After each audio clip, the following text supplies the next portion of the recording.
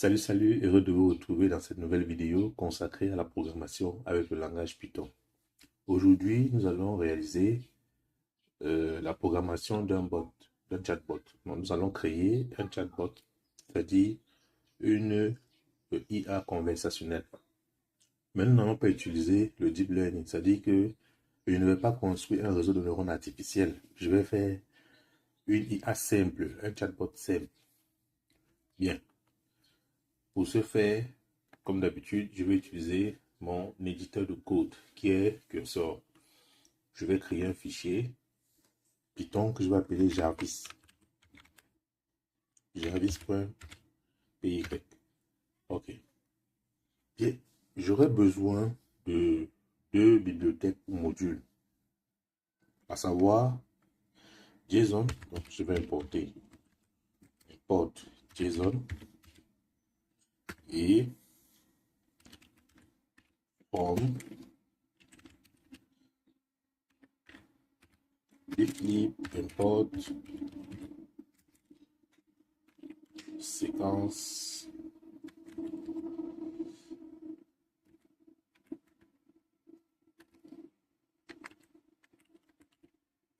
matcher. Bien. JSON va me servir à lire le contenu de ce fichier. Pourquoi? Parce que c'est dans ce fichier que se trouvent les données qui permettront à mon chatbot de répondre lorsque je lui pose une question. On va voir la structure. Comme vous voyez ici, par exemple, voyez ce crochet-ci. Ça signifie que mon fichier data en fait renferme une liste. Et à l'intérieur de cette liste, vous voyez, ce type de crochet signifie que ça, c'est ce qu'on appelle un dictionnaire. Donc, cette liste renferme une série de dictionnaires. Et ces dictionnaires renferment des mots. Vous avez par exemple ici user input qui est la clé, renferme a pour valeur salut. Et vous avez bot response qui est la clé et cette clé a pour valeur salut, en quoi puis-je vous aider? Ça veut dire qu'en fait, mon chatbot devrait être capable, lorsque j'écris salut, de me répondre salut, en quoi puis-je vous aider? Voilà. C'est le but de ce que nous allons faire aujourd'hui. Bien, OK. Et pour lire ce fichier JSON, il me faut ce module. Bien, difflib, en fait, séquence matcher de ce module me permettra de comparer les mots afin d'établir un degré de similarité. Parce que quand, par exemple, vous écrivez salut, il faut que vous écriviez exactement salut pour que le chatbot vous réponde comme ceci. Si vous écrivez salut santé, par exemple, il ne reconnaîtra pas le mot salut là. Donc, il ne pourra pas vous répondre. Donc, ceci permettra donc d'établir on va dire quoi, une correspondance, un degré de similitude entre salut santé et salut avec T. Et donc, de permettre au bot de savoir que c'est la même chose et que donc il faut répondre en disant salut, en quoi puis-je vous aider? Bien, OK. Donc, je vais commencer par créer une fonction. Cette fonction aura pour but de charger les données contenues dans data.json. Bien. Donc, je vais créer une fonction que je vais appeler def data. Et elle aura pour paramètre path. Donc, je vais lui dire où se trouvera le fichier data.json. Et que va faire cette fonction? Elle va ouvrir donc read open path.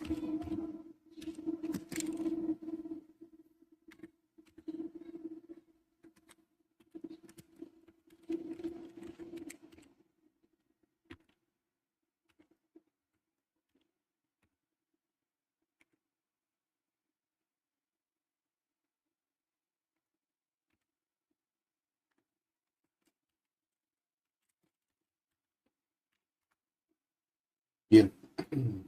Donc, ensuite,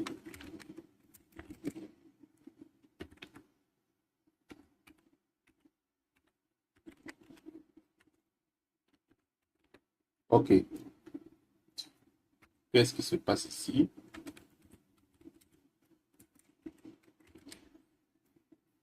Qu'est-ce qui se passe ici? La ligne ci, with open, permet d'ouvrir le fichier. Et ensuite, quand il sera ouvert, il sera lu grâce à read. Donc R, c'est pour read. Bien. Cette ligne-ci, qu'est-ce qu'elle fait? Elle stocke les informations contenues dans ce fichier-ci dans la variable data. Donc, maintenant, tout ce qui est ici dans JSON.data se retrouve dans cette variable data. OK. Et je mets return data parce que je vais utiliser cette fonction-ci bien plus loin dans le code. Donc, il faudra que lorsque je l'appelle quelque part dans mon code, qu'elle me renvoie ce data-ci. Maintenant, je vais créer une fonction pour le pré-process. En général, les IA ne comprennent pas les accents, les virgules et autres. Donc, très souvent, ce qu'on fait, c'est que on supprime les accents, on supprime les virgules, les points et autres dans les phrases. Mais ce que moi, je vais faire ici, je vais simplement supprimer les ponctuations et les symboles. Donc, je vais créer une fonction pour ça en disant def. Je vais l'appeler remove punctuation. Bon.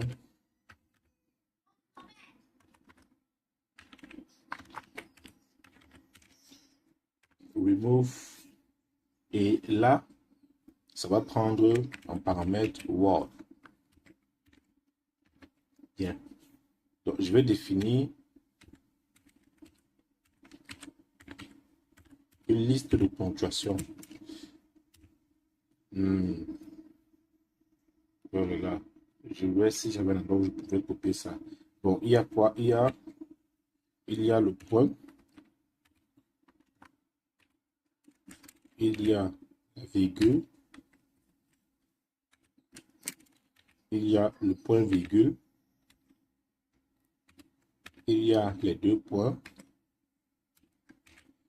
Il y a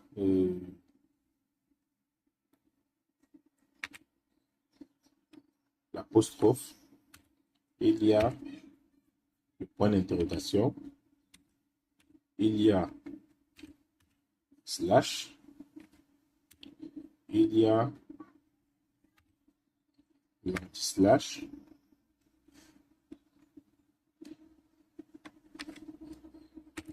Il y a l'anti-slash là, ça dérange. Je vais mettre quoi à la place de l'anti-slash? Je peux mettre égal, il y a égal, il y a point d'exclamation. Bien, on va d'abord laisser comme ça. Et ensuite, qu'est-ce que je vais faire? Je vais dire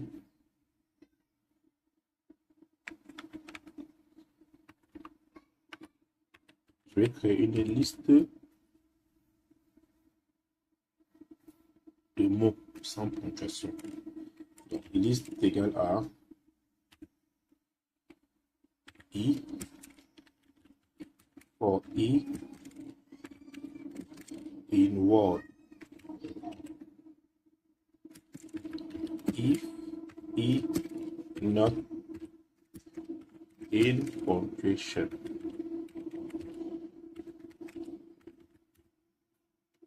Bien. Qu'est-ce qui se passe ici? Je dis ceci. On sélectionne I. C'est-à-dire que la force va permettre de parcourir Word, c'est-à-dire ma phrase, parce que c'est ma phrase qui sera ici. Donc, le mot for va permettre de parcourir ma phrase lettre par lettre, caractère par caractère. Et je retiens seulement ce qui n'est pas contenu ici. C'est ça qui dit if i not in. Donc, si i n'est pas dans cette liste-ci, alors i est retenu. De cette façon, donc, je vais pouvoir trier toutes les ponctuations et les éliminer. Bien. Mais comme ça va me retenir une liste et que je vais plutôt une phrase, je vais donc écrire Word sans ponctuation.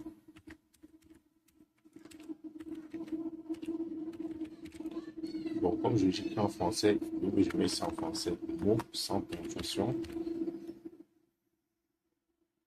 Bien, phrase sans ponctuation égale à quoi? Je vais utiliser fonction joint pour unifier tous les mots de la liste. Joint, joint, joint quoi? Joint liste. OK. Et donc, cette fonction va me renvoyer retourne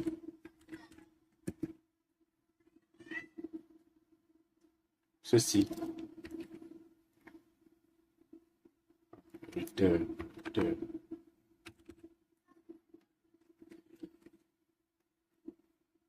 Bien. Ensuite, qu'est-ce que je vais faire? Je vais créer la fonction qui va me permettre d'établir la similarité. Oh là là, là là là là là. J'ai oublié de zoomer. J'ai oublié de zoomer pour que vous puissiez bien voir.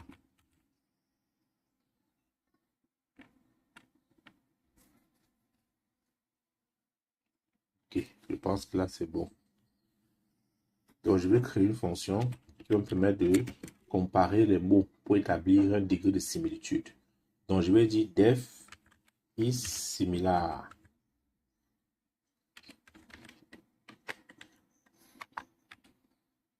Ok.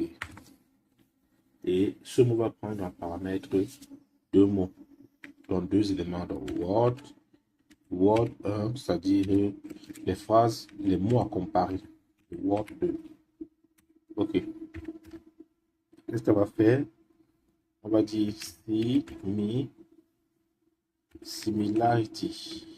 Alors, similarité, tout simplement, égale à quoi? C'est égal à séquence matcher non Word 1, Word 2. Bien. Et je vais retourner return similarité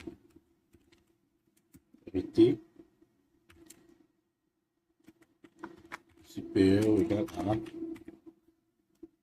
0,8. Donc, je vais mettre le ratio ici. Bien. Donc, si la similarité est supérieure ou égale à 0,8 ou alors 80%, la fonction m'a envoyé true pour dire qu'il y a une similarité entre les deux mots-ci. OK. Maintenant, je vais donc créer une autre fonction qui va récupérer ma phrase, extraire les mots-clés, les comparer aux mots-clés qui sont stockés dans la base de données et voir s'il y a une correspondance, s'il y a une réponse pour ces mots-clés-là. Donc, je vais appeler cette fonction get keyword. Keyword. Et elle va prendre un paramètre data et or, ou alors user input. Ça dit mon entrée, l'entrée utilisateur. Bien. Et que va faire cette fonction? Je vais commencer par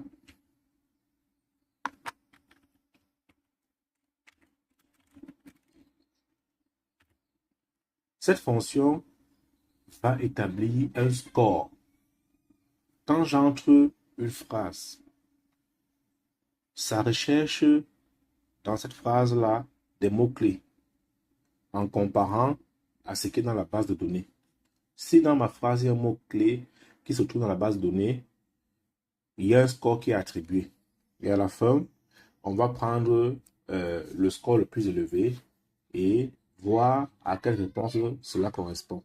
Donc pour ça, qu'est-ce que je vais faire? Je vais itérer à travers mon fichier dataset qui est en fait une liste dictionnaire. Donc je vais dire for word in data. Je vais créer une variable dans laquelle je vais stocker les entrées utilisateurs, donc les mots-clés de la base de données qui sont censés être les entrées utilisateurs. Donc, qu'est-ce que je vais faire? Je vais donc dire Word. Les entrées d'utilisateurs s'appellent User Input. User Input. Ici. Voilà. User Input. Ça, c'est la clé. Et salut, c'est la valeur de cette clé-ci. Alors, que va faire cette boucle for? Quand je dis forward in data, Word va d'abord prendre la position de ce dictionnaire. Et ensuite, quand je mets le crochet devant Word et je mets User Input, c'est pour arriver à la valeur de cette clé. Bien. Donc, la valeur de la clé du premier dictionnaire sera stockée dans User Input. Et ensuite, donc maintenant, qu'est-ce qui va se passer? Je définis un score requis.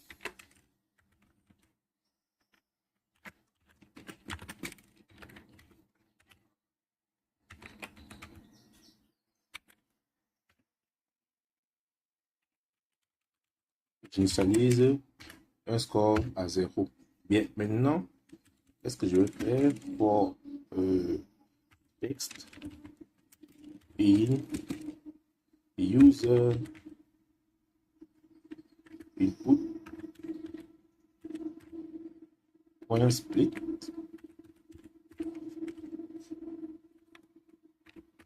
Qu'est-ce que je fais? Je prends pas, je dis if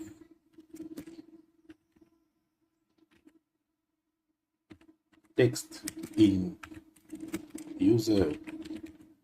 Qu'est-ce qui va se passer? Alors, on incrémente le score d'un pas de 1. Et ensuite, maintenant,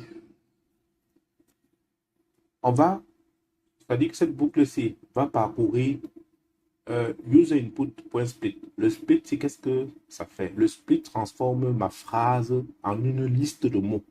Par exemple, je dis je veux manger. Donc, split va transformer je veux manger en une liste qui va contenir 3 mots. Je veux et manger. Maintenant, for text va parcourir cette liste-là. Et par exemple, le texte va d'abord prendre la valeur je. On va voir, on va comparer. Si je se trouve dans user input, je mets score plus 1, j'ajoute 1 à mon score C. Ensuite, on passe à veut. Si veut se trouve dans user, on met encore plus 1 à score, on se retrouve à 2 et ainsi de suite. Bien. Quand la boucle va finir de vérifier tous les mots qui se trouvent dans user input, on va maintenant vérifier if score égale à score requis. Si le score qu'on a eu ici est égal au score requis, alors qu'est-ce qu'on fait? On va stocker ce score-là dans la liste de scores-ci qu'on a créé au début. Donc, score, point, append score. OK.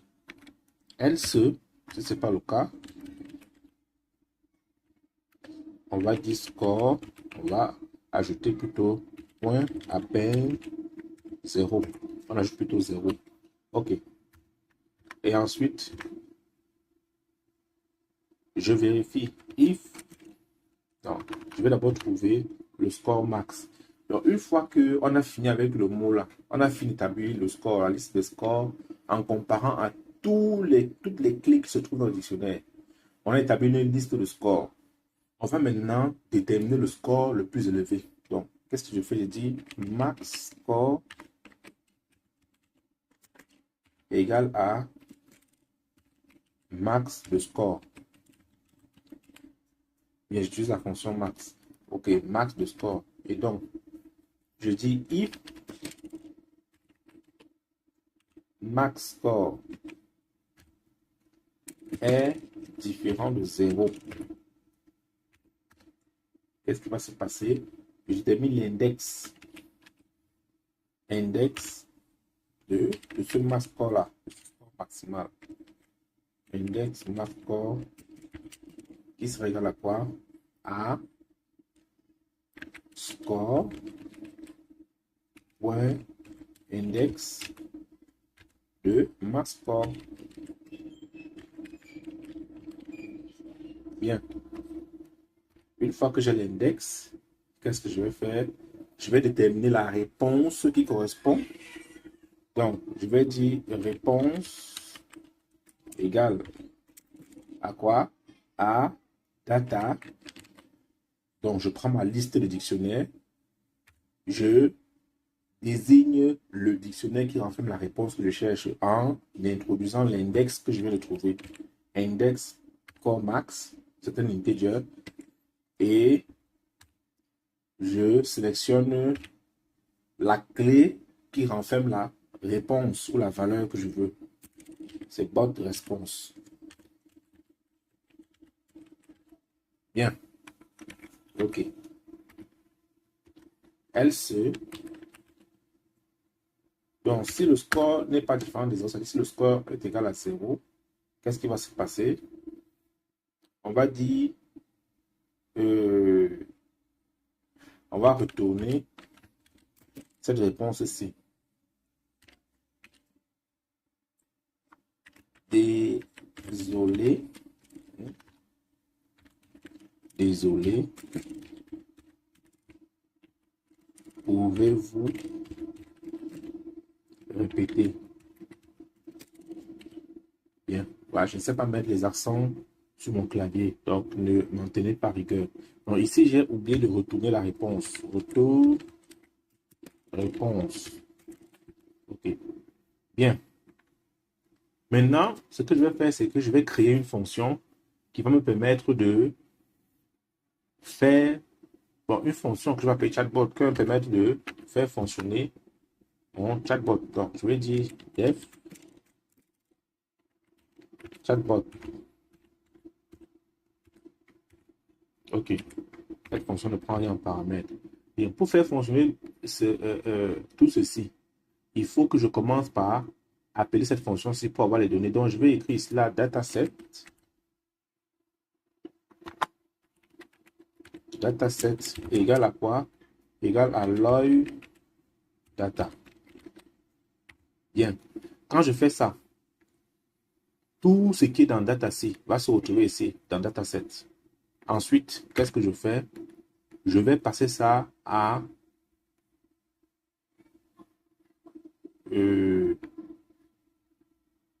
dataset. Bon, ensuite, qu'est-ce que je vais faire?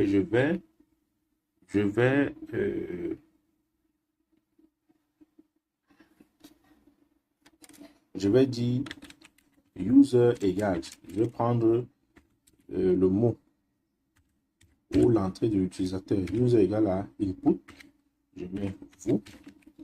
Donc, pour récupérer les entrées utilisateurs en Python, on utilise input.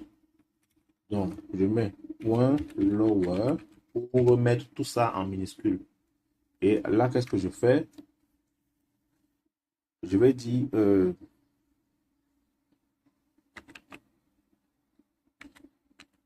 user token égale. Bon, en fait, ce que je veux, c'est que je vais passer user là à la fonction, à cette fonction remove punctuation pour enlever la ponctuation. Donc, je vais dire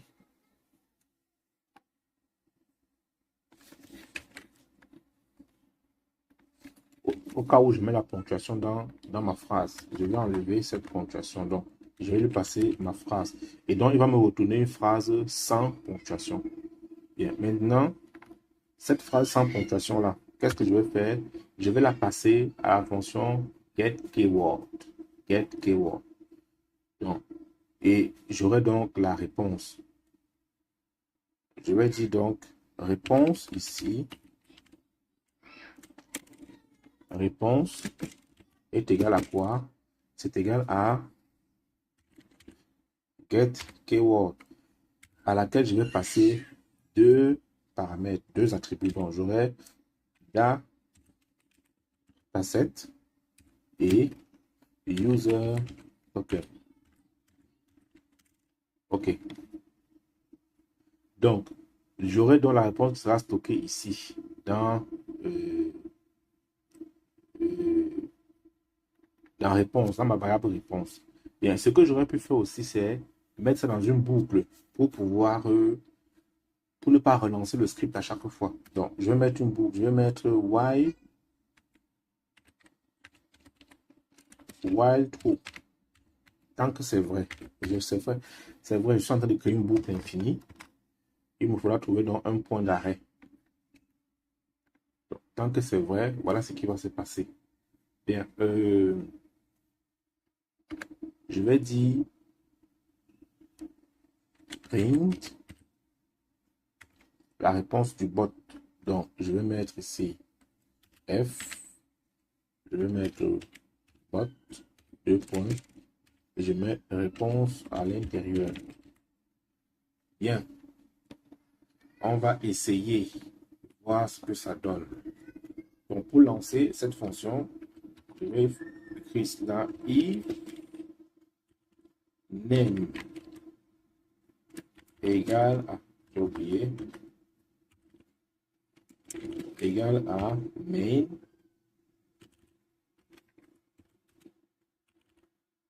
Alors, on lance chatbot.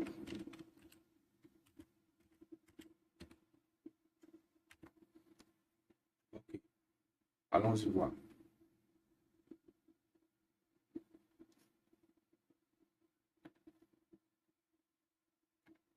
Bien.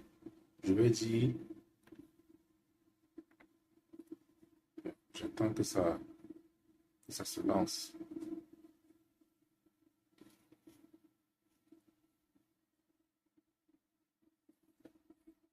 Ah, il y a une erreur. L'heure de time missing un requête pour. Ok. Il y a. Ah, d'accord. D'accord. Ce qui se passe, c'est que, regardez ici. Je devais, l'heure date apprend après un paramètre path. Donc, je dois donner, on va dire quoi, le chemin d'accès au fichier data lorsque je l'appelle. Donc, je vais donc créer ici une variable que je vais appeler path, à qui je vais donner le chemin d'accès. Donc, c'est ici dans formation. Je vais copier le chemin d'accès.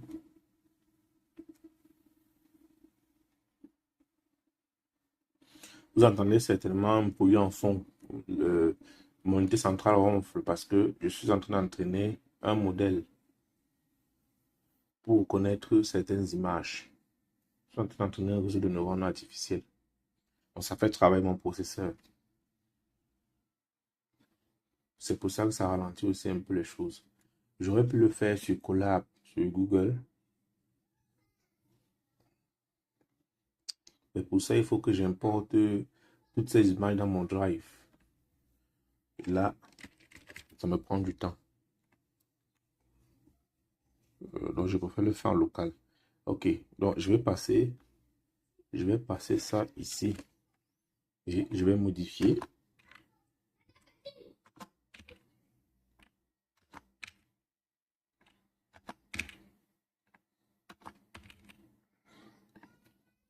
Donc, c'est data.json. Ok, je passe ici, je mets pas.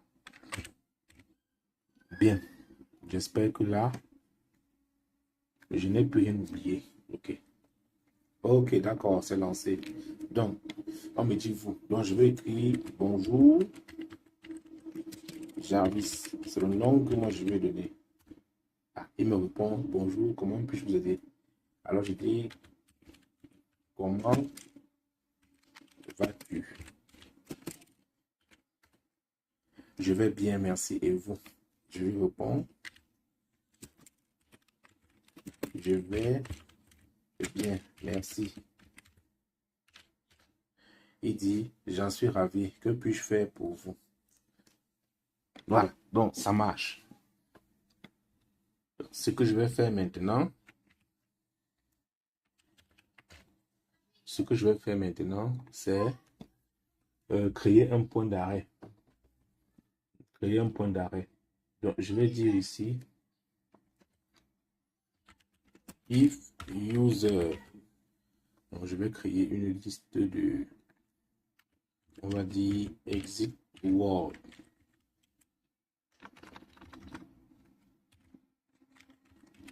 Exit word égale à Je vais mettre quoi? Je vais mettre bye. Je vais mettre bye bye. Je vais mettre bonne nuit.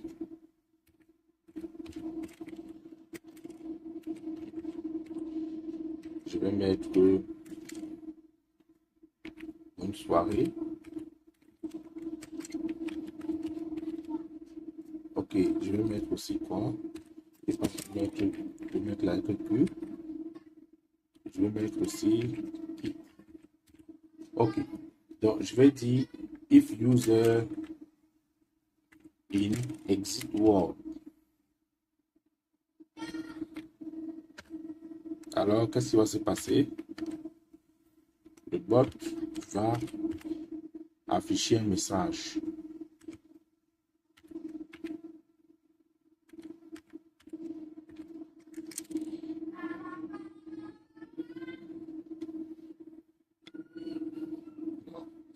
Je vais placer ça plutôt plus bas.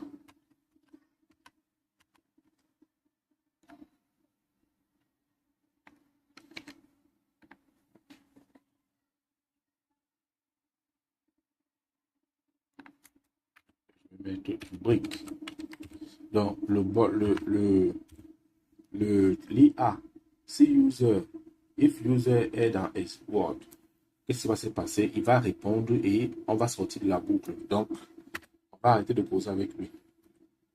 Else, donc si ce n'est pas le cas, alors on aura ceci.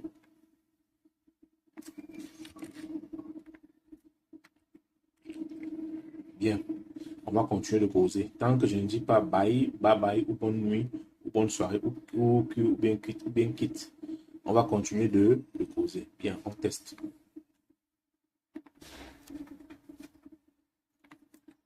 Ok, je recommence. Bonjour.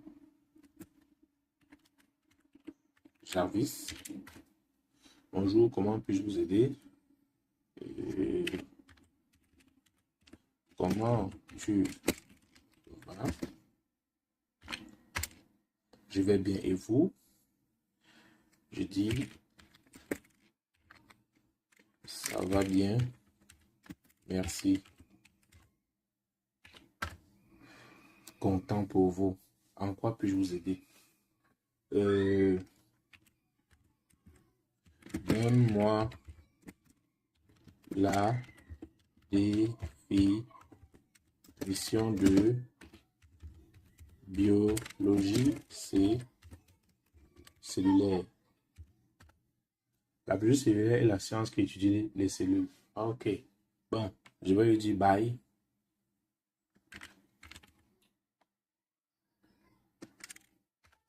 Il dit d'accord, bye. Je reste à votre disposition. Ok. Bien, nous venons donc là de réaliser un chatbot. Un chatbot sans utiliser les outils du deep learning, c'est-à-dire sans utiliser TensorFlow ou Keras. Mais je ne vous ai même pas montré à quoi sert IsSimilarC. Ok, on va essayer autre chose. On relance. On relance. Bon, j'écris bonjour. Il me répond bien bonjour. Mais regardez maintenant. J'écris bon, j'oublie R à la fin. Désolé, pouvez-vous répéter? Donc là, il ne comprend plus ce que je suis en train de dire. Ok.